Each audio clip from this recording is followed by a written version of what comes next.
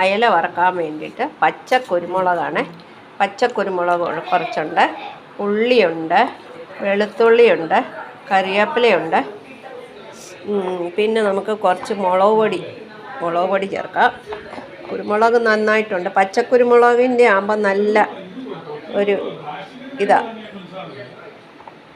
അപ്പം ഇത് നമുക്ക് അരച്ച് മസാലയാക്കാം.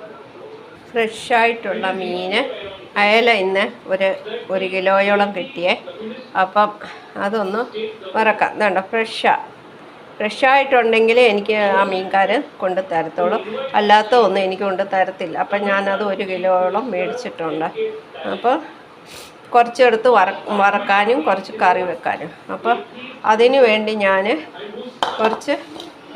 കാണിച്ചല്ലോ പേസ്റ്റ് ഉണ്ടാക്കാൻ.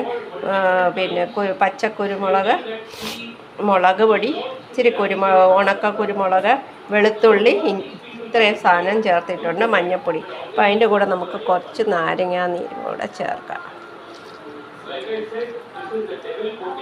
അത് നമുക്ക് ഓരോന്നും നമുക്കിത് നല്ലപോലെ യോജിപ്പിച്ചിട്ട് നമുക്ക് മീനിനകത്തോട്ട് ചാലിക്കാം. അത് എങ്ങനെ വെച്ച്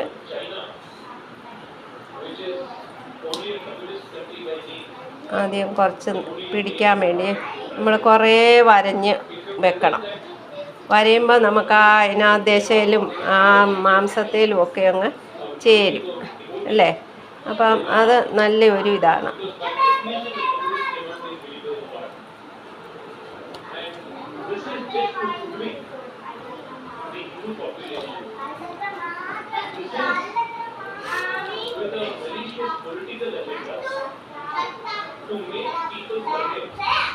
അപ്പം ഞാനെല്ലാം ഒന്ന് പരട്ടി ഞാനൊന്ന് വെക്കട്ടെ.